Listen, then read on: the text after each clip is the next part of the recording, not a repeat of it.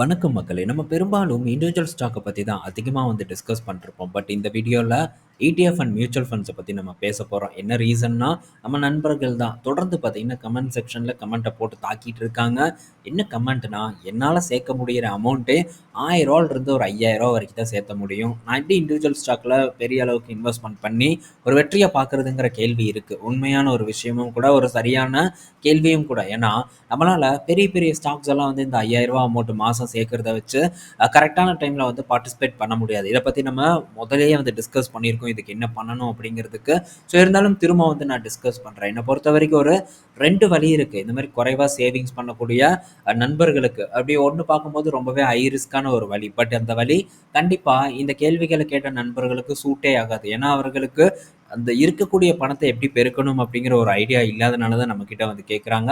So stock market பற்றியான புரிதலும் பெரிய அளவுக்கு இல்லாம இருக்கு. எனக்கு தெரிஞ்சு மேக்ஸிமம் அவங்க புதுசா மார்க்கெட்குள்ள என்டர் ஆனவங்களா இருப்பாங்க. அதனால அவங்க அந்த முதல் வழிய பார்த்தீங்கன்னா கைவிட்டுறணும். அந்த வழி பார்த்தீங்கன்னா ட்ரேடிங். ஸோ நான் பார்த்தீங்கன்னா அதிக அளவுக்கு ட்ரேடிங் பண்ணக்கூடிய நபர். பண்ணியிருக்கேன். நெறையா பண்ணியிருக்கேன். இப்போ ஆப்பர்ச்சுனிட்டி இல்லாதனால கைய கட்டி உட்கார்ந்துட்டு இருக்கேன். பட் அந்த ட்ரேடிங் பண்ணது தான் என்னுடைய கேபிட்டல பல மடங்கு பார்த்தீங்கன்னா பெருக்கியும் குடுத்தது. பட் இது புதுசா வரவங்களுக்கு சூட்டபிளா இருக்குமான்னு கேட்டா, டெஃபினட்டா இருக்காது. போட்ட காசு எல்லாத்தையும் பார்த்தீங்கன்னா, மார்க்கெட்காரன் வலிச்சு தூக்கிட்டு ஓடிருவான். ஸோ, அதனால 2வது வழி அப்படின்னு பார்த்தீங்கன்னா, மியூச்சுவல் ஃபண்ட் ஒரு சிறந்த வழி. அதுக்குன்ட்டு நிஃப்டி 50 அப்படிங்கிறது மட்டும் தான் கண்ணுக்கு தெரியும், புதுசா வரவங்களுக்கு.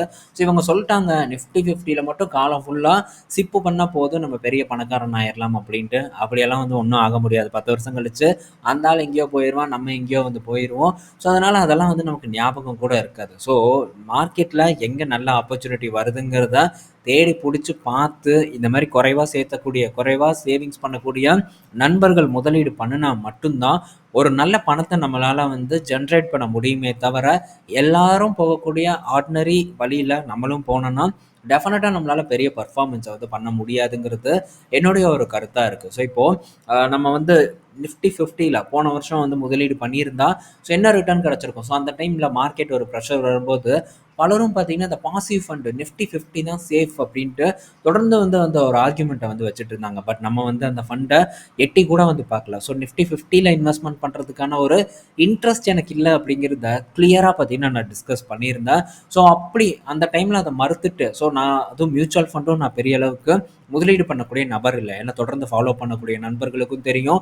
ஸோ மியூச்சுவல் ஃபண்ட் எதுக்காக நான் சூஸ் பண்ணேன்னா, தினமும் செலவு பண்ணக்கூடிய ஒரு ரூ. 100 இல்ல ஒரு ரூ. 200. ஏன்னா அந்த டைம்ல நெறைய பேர் கமெண்ட் செக்ஷன்ல கமெண்ட் போஸ்ட் பண்ணாங்க. நான் வீடியோ போடுறதுக்கு முன்னாடியே கேட்டிருந்தேன். நீங்க தினமும் எவ்வளோ செலவு பண்றீங்க அப்படின்னு கேட்டிருந்தேன். ஒருத்தரெல்லாம் ஒரு நாளைக்கு ஒரு பாக்கெட் கிங்ஸ் அடிக்கிறதா சொல்றாரு.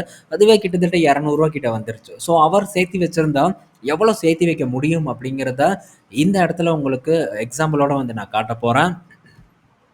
ஸோ அதுதான் பார்த்தீங்கன்னா, இந்த சைனா மியூச்சுவல் ஃபண்ட். இப்போ இந்த சைனா மியூச்சுவல் ஃபண்ட் பற்றியான கேள்வியும் இருந்தது. அதனால தான் இந்த ஃபண்ட தூக்கிட்டு ஓடி வந்திருக்கேன். என்னன்னா, நேத்து ஒரு நண்பர் கமெண்ட் போட்டிருந்தாரு. இப்போ சைனா மியூச்சுவல் ஃபண்ட்ல இன்வெஸ்ட்மென்ட் பண்ணலாமா அப்படின்ட்டு. ஆல்மோஸ்ட் இந்த சைனா மியூச்சுவல் ஃபண்ட் நான் வாங்கும்போது ரூ. 6.50 கிட்ட இருந்தது. இப்போ பார்த்தீங்கன்னா, ரூ. 10.88 கிட்ட இருக்கு. ஆல்மோஸ்ட் பார்த்தீங்கன்னா, நான் வாங்குனதுலேருந்து 1 வருஷத்துல இது கிட்டத்தட்ட டபுள் ஆக போகுது. ஸோ இப்போ போயிட்டு நான் ஃப்ரெஷ்ஷா ஸ்டார்ட் பண்ணலாமான்னு கேட்கறது ஒரு சரியான முடிவா அப்படிங்கிறத கமெண்ட் செக்ஷன்ல நம்ம நண்பர்கள் கமெண்ட் பண்ணணுங்கிறத நான் இந்த இடத்துல கேட்டுக்கொள்றேன். ஸோ தொடர்ந்து பார்த்தீங்கன்னா, இதுல என்ன பண்ணுனேன் அப்படிங்கிறத இந்த இடத்துல உங்களுக்கு கிளீனா தெரியும். ஸோ கன்டினியூஸா பார்க்கும்போது சிப் இந்த சைனா மியூச்சுவல் ஃபண்ட்ல பண்ணிட்டே இருந்தேன். அந்த டைம்ல நான் நிஃப்டி 50 அண்ட் நம்ம மார்க்கெட்ல இருக்கக்கூடிய சில இண்டெக்ஸ் எல்லாம் ஒதுக்கி வச்சுட்டு தான் இந்த ஃபண்ட் பக்கம் திரும்பினேன். அது என்ன மாதிரியான ரிட்டர்னை கொடுத்துருக்குங்கிறத உங்களாலேயே பார்க்க முடியுது.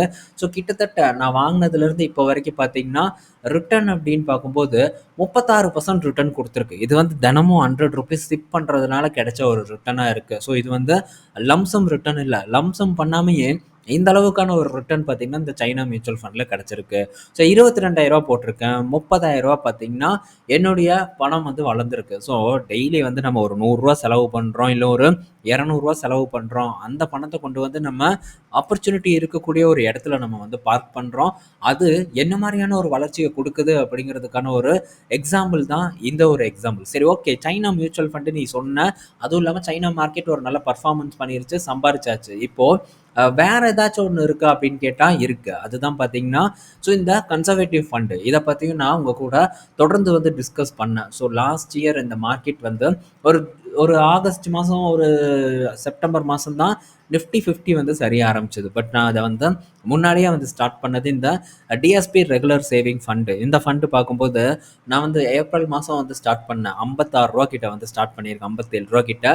ஸோ அங்கருந்து பார்த்தீங்கன்னா, இது இப்போ ரூ. 66 கிட்ட வந்துருச்சு. மேபி நான் வந்து இத லம்ப் சம்மா பண்ணியிருந்தேன்னா, எனக்கு ஒரு 15%க்கு மேலான ஒரு ரிட்டர்ன் வந்து கிடைச்சிருக்கும். பட் அப்படியெல்லாம் இல்ல. நான் வந்து தொடர்ந்து பார்த்தீங்கன்னா, இதுலயும் ₹100 சிப் தான் வந்து பண்ணியிருக்கேன். பட் இங்கேயும் அப்பப்போ பார்த்தீங்கன்னா மறந்துருவேன், விட்டுருவேன், பண்ணாம விட்டுருவேன். ஸோ அதுக்கப்புறம் திரும்ப பார்த்தீங்கன்னா ஸ்டார்ட் பண்ணுவேன். இந்த மாரி தொடர்ந்து வந்து நம்ம ஒரு டிசிப்ளினோட இன்வெஸ்ட்மென்ட் பண்றது பார்த்தீங்கன்னா இல்லாம இருக்கு. பட் அத கொஞ்சம் கொஞ்சமா கொண்டு வந்துட்டுருக்கேன்.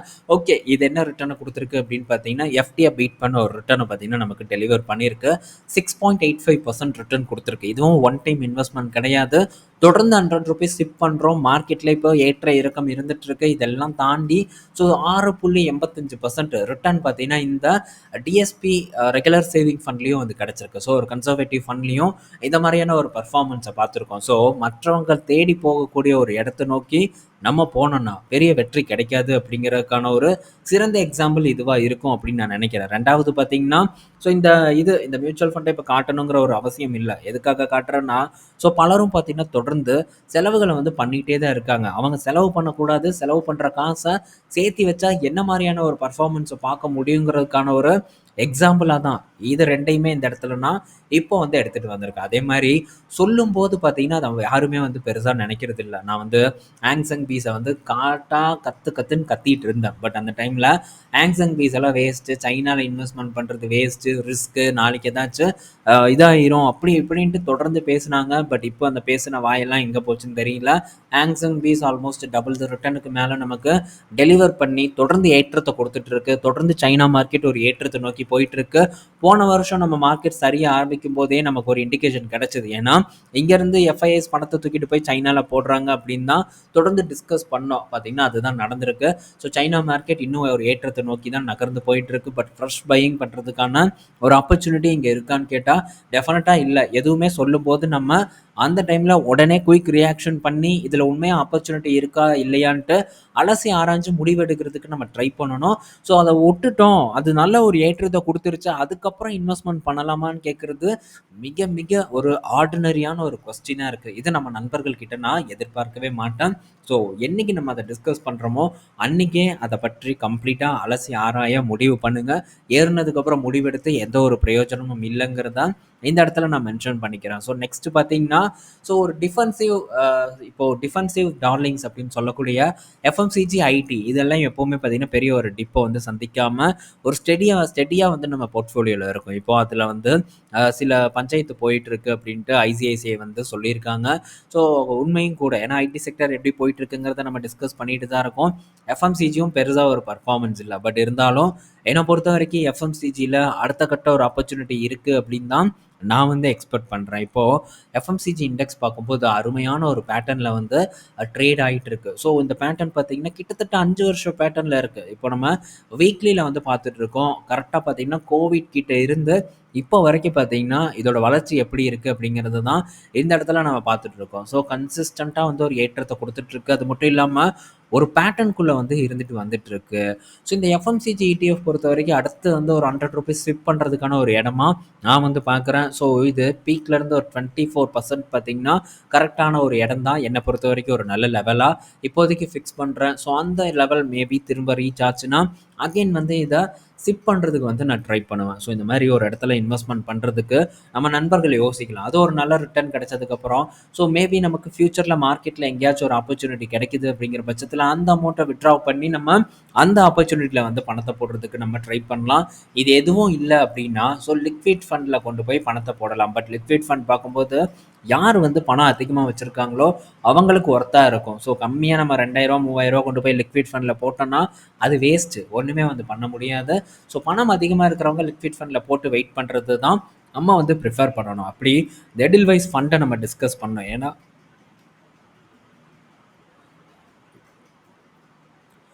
எடில்வைஸ் ஃபண்ட பார்த்தீங்கன்னா, நம்ம டிஸ்கஸ் பண்ணியிருந்தோம். எதுக்குன்னு பார்த்தீங்கன்னா, ஸோ அது வந்து நல்ல ஒரு எக்ஸ்பென்ஸ் ரேஷியோ கம்மியா வந்து கிடைச்சது அப்படின்ட்டு. பட் இப்போ அதோட எக்ஸ்பென்ஸ் ரேஷியோவும் அதிகரிக்க போறதா ஒரு தகவல் வந்து நமக்கு வந்திருக்கு. அக்டோபர் 8ஆம் தேதி பார்த்தீங்கன்னா, இந்த எடில்வைஸ் லிக்விட் ஃபண்டோட எக்ஸ்பென்ஸ் ரேஷியோ அதிகமாக போகுது. ஸோ ஒண்ணும் பிரச்சனை இல்ல. அந்த இடத்துல போட்ட அந்த பணத்த நான் திரும்ப ரீஅலோகேட் பண்ணிருவேன். திரும்ப பார்த்தீங்கன்னா, யூனியன் லிக்விட் ஃபண்டுக்கே மாத்துவேன். ஸோ அதே மாரி கனரா ரொபோகோ ஃபண்ட் இருக்கு. ஸோ அதுவும் பார்த்தீங்கன்னா, நமக்கு 0.07 எக்ஸ்பென்ஸ் ரேஷியோல கிடைக்குது. இது ஒரு பெரிய மாற்றம் இல்லைனாலும், ஸோ இந்த லிக்விட் ஃபண்டை பொறுத்த வரைக்கும் எக்ஸ்பென்ஸ் ரேஷியோ ரொம்பவே ஒரு முக்கியமான ஒரு விஷயம். ஒரு 0.01 இருந்தாலும் கூட ரொம்ப முக்கியமான ஒரு விஷயமா நான் வந்து பார்க்குறேன். ஸோ அதனால ஒன்றும் பிரச்சனை இல்லை. எது நமக்கு பெட்டராக கிடைக்குதோ அந்த ஃபண்டில் நம்ம சேஞ்ச் பண்ணுறதுக்கு ட்ரை பண்ணலாம். ஸோ மண்டே பார்த்தீங்கன்னா இந்த வேலையை நான் வந்து பண்ணிடுவேன். அதாவது நாளைக்கு ஸோ பணத்தை வித்ட்ரா பண்ணி தூக்கி அந்த இடத்துல இன்வெஸ்ட்மெண்ட் பண்ணுறதுக்கு ட்ரை பண்ணுவேன். ஸோ இதுதான் இந்த லிக்விட் ஃபண்ட் பற்றியான அப்டேட். ஸோ இந்த புதுசாக கம்மியாக சேர்க்கக்கூடிய நண்பர்கள் என்ன பண்ணணும் அப்படிங்கிறத பற்றி நம்ம டிஸ்கஸ் பண்ணியிருக்கோம். முடிஞ்ச அளவுக்கு டைமிங் பண்ணுறதுக்கு ட்ரை பண்ணுங்கள். உங்கள் கையில் இருக்கக்கூடிய பணத்தை, அதாவது மாதம் மாதம் சேர்த்தக்கூடிய பணத்தை அப்போவே வந்து டிப்ளாய் பண்ணணும் அப்படிங்கிற ஒரு எண்ணமெல்லாம் கிடையவே கிடையாது. காசு ஏதாச்சும் ஒரு பக்கம் நல்ல இடத்துல சேர்த்தி வச்சுட்டு அதுக்கப்புறமா ஆப்பர்ச்சுனிட்டி வரும்போது அந்த ஆப்பர்ச்சுனிட்டியை பயன்படுத்தினாலே போதும். உங்கள் பணம் மிகப்பெரிய அளவில் பெருகுங்கிறது என்னுடைய ஒரு கருத்தாக இருக்குது. ஸோ புரிஞ்சுக்குவீங்க அப்படின்னு நான் நம்புகிறேன். ஸோ இப்போ 2 ஸ்டாக் அப்டேட் பார்க்கும்போது, ஒன்று credit access Gramin, so and fusion finance. இது ரெண்டுமே பார்த்தீங்கன்னா மைக்ரோ ஃபினான்ஸில் ஒரு குட் பெட்டாக இருக்கும் அப்படின்ட்டு மோதிலால் ஒஸ்வால் வந்து சொல்லியிருக்காங்க.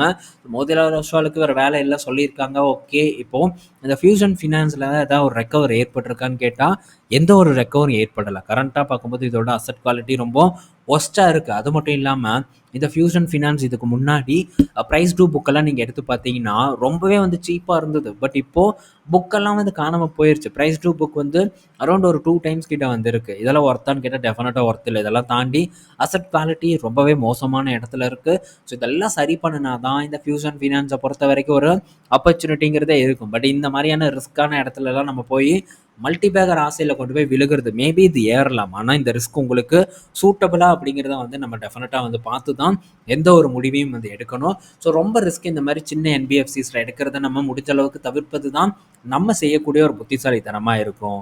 மேபி இது நல்ல ஒரு இடத்துல இருந்ததுன்னா நம்ம அந்த டைமில் ஃபோக்கஸ் பண்ணுறதை பற்றி ட்ரை பண்ணலாம். அடுத்தது இண்டஸ்இண்ட் பேங்க் வந்த பேங்க் அப்டேட்டில் இருக்கிறதுலே மோசமான அப்டேட் என் கண்ணில் பட்டது இந்த இண்டஸ்இண்ட் பேங்கோட Q2 அப்டேட் தான். அட்வான்சஸ் அண்ட் டெபாசிட் ரெண்டுமே பார்த்தீங்கன்னா டிக்ளைன் ஆயிருக்கு. காசாவும் பார்த்தீங்கன்னா டிக்ளைன் ஆயிருக்கு இண்டஸ்இண்ட் பேங்க்குக்கு. ஸோ இண்டஸ்இண்ட் பேங்க் இந்த குவார்ட்டரில் எப்படி பர்ஃபார்ம் பண்ணுவாங்கன்னு பார்க்க ஆர்வமாக இருக்கேன். மேபி ஏதாச்சும் கொஞ்சம் ரெக்கவரை வந்து காமிச்சாலும் கூட ஸோ அகைன் நமக்கு ஒரு நல்ல இடத்துக்கு போகும். இதில் வந்து எக்ஸிட் ஃபோக்கஸ் பண்ணுறதுக்கும் நமக்கு ஒரு ஆப்பர்ச்சுனிட்டி வந்து ஏற்படும். ஆனால் பார்ப்போம் அந்த மாதிரியான ஒரு ஏற்றத்தை வந்து அது மாதிரியான ஒரு ரிசல்ட்டை வந்து இண்டஸ்இண்ட் பேங்க் கொடுப்பாங்களா அப்படின்ட்டு. ஸோ இந்த வீடியோவில் நம்ம பல இன்ஃபர்மேஷன் பார்த்துருப்போம். குறிப்பாக கொஞ்சோண்டு அமௌண்ட் வச்சிருக்கக்கூடிய நண்பர்கள் ஸோ மற்றவர்கள் போகாத வழியில் நம்ம போகணும் அப்படிங்கிறதெல்லாம் பயனுள்ளதாக இருக்கும்னு அப்படின்னு எக்ஸ்பெக்ட் பண்ணுறேன். ஸோ ஈவினிங் நம்ம இன்னொரு வீடியோவில் மீட் பண்ணுவோம். பாய் மக்களே.